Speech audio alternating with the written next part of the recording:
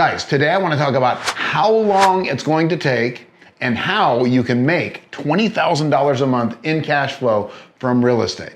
Remember one thing, guys, I never said it was going to be easy, and I never said it was going to be quick, although it can be quicker than what we're going to be talking about. So let's talk about that. $20,000 a month cash flow is possible within 10 years, but it's also possible within 5 years, depending on how aggressive you are.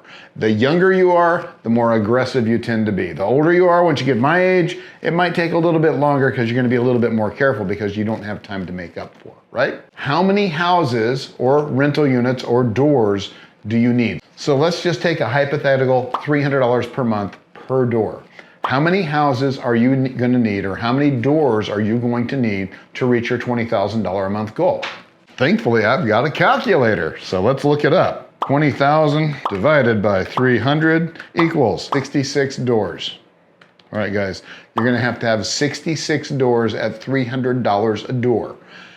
Here's the funny thing about rental properties, though. As you go along, let's say you're cash flowing $300 a month per door in the beginning.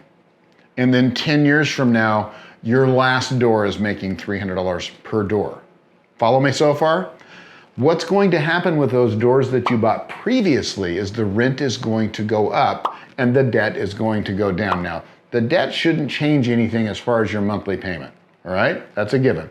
But it does increase your wealth, right? It increases your capital.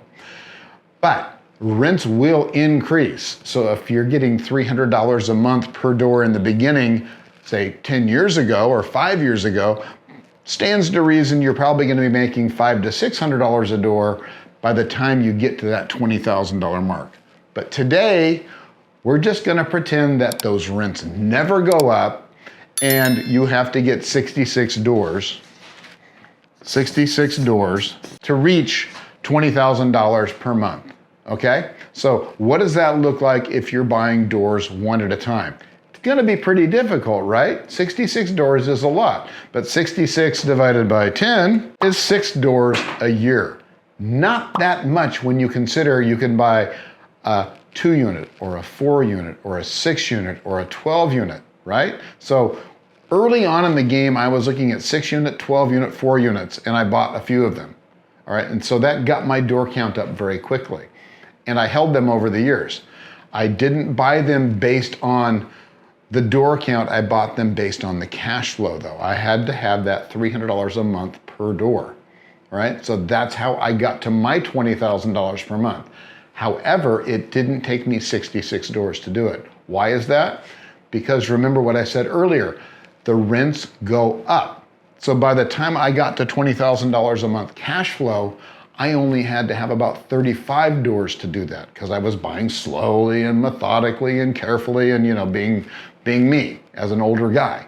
But you, on the other hand, are probably younger, and if you're not, you can do what I did and still get to $20,000 a month. But if you're going to get to $20,000 a month, you've got to start buying, and you got to start buying now. 66 doors is a lot. But again, if you break it up into units, you don't necessarily have to go single family. That's a lot of single family homes. That's a lot of roofs to replace. But if you can go with apartment complexes, just small ones, it's pretty easy to find a 6 unit every year. And if you can do it for 10 years, guys, you're in. You're in. And you're going to be making more than $20,000 a month at that point because of all the rental increases on the previous units. Let's say you've got 66 doors at the end of 10 years, or maybe the end of 5 years, depending on how aggressive you are, and you're making your $20,000 a month. How can you hang on to that $20,000 a month? Because Uncle Sam's gonna look at that and go, that's taxable, you're gonna be paying taxes on that, and at 20 grand a month, you're gonna be paying probably close to 40 or 50% of that in taxes. How do you avoid that? Well, you do things like depreciate your property, which is something that Uncle Sam came up with. And you also write off the interest for your loan. You can also write off all the repairs. You can write off the mileage of you driving back and forth to the property.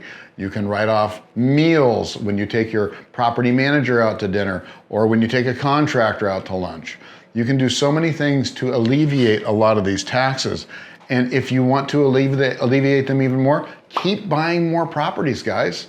If you really want to increase your income exponentially, keep buying properties, because if you do this for say 20 years and now you've got 200 units, or what would it be, 60, 120 units if you just go with 6 a month, then your income will just be that much greater, and the ones that you bought earlier will be cash flowing much, much more than the ones that you bought later, which you bought at $300 a month per door, right? So if you're buying houses at $300 a month per door, it's only going to go up from there as time goes on. And your debt will only come down as you move along through this journey of investing too. So at the end of 20 years, you'll probably have several properties that are very close to being paid off, which will massively increase the cash flow. So guys, what is the theme to this whole thing? What is the underlying theme of everything I'm saying right now? It is to get started now. If you wait, it's going to take that much longer to get there. I see so many people that analyze and think and talk about real estate investing, but they take years to get started. Guys, now is the time. This year is the year to get started. Don't wait, because every year you wait is one more year you're going to have to work.